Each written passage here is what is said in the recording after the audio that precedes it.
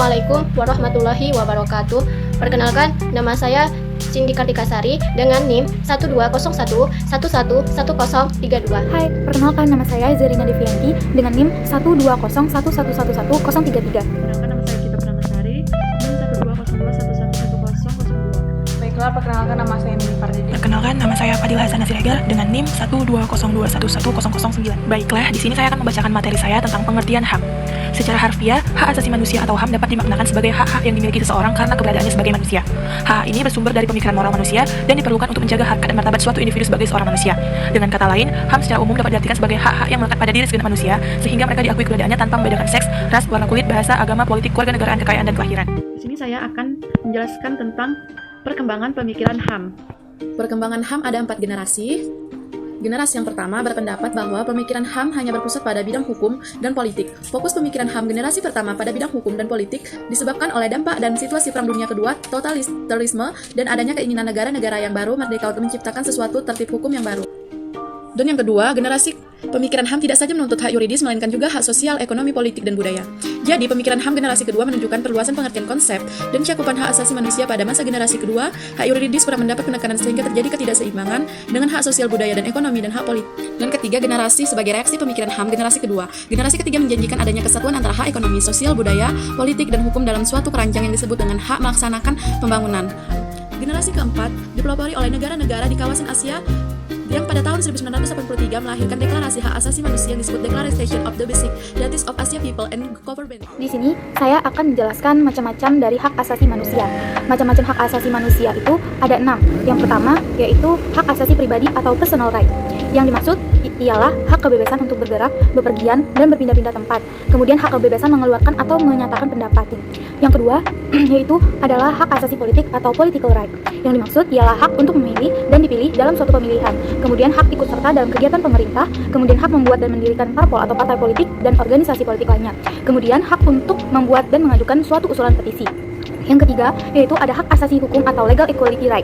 Yang dimaksud ialah hak mendapatkan perlakuan yang sama dalam hukum dan pemerintahan. Kemudian hak untuk menjadi pegawai negeri sipil atau PNS, kemudian hak mendapat layanan dan perlindungan hukum.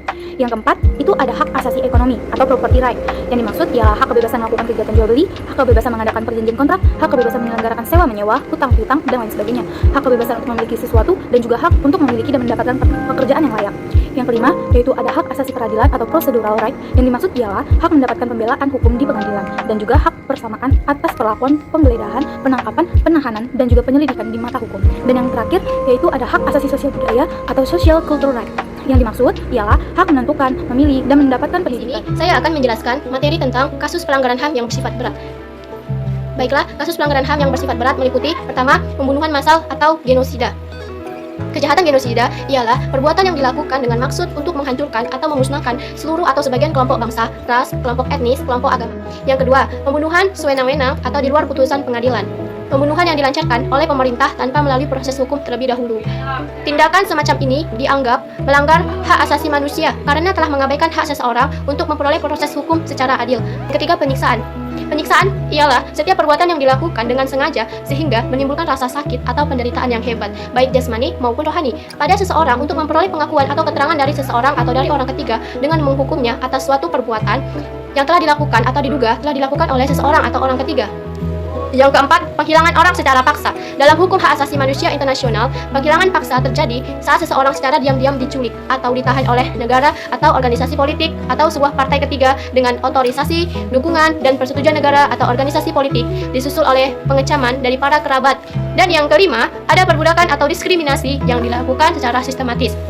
Nah, diskriminasi atau perbudakan merupakan tindakan sewenang-wenang atau pelayanan yang tidak adil kepada seseorang atau individu tertentu. Beberapa contoh pelanggaran HAM ringan adalah yaitu pemukulan, penganiayaan, pencemaran nama baik, menghalangi orang untuk mengekspresikan pendapatnya, dan menghilangkan nyawa orang lain. Langkah dalam upaya penegakan HAM di Indonesia.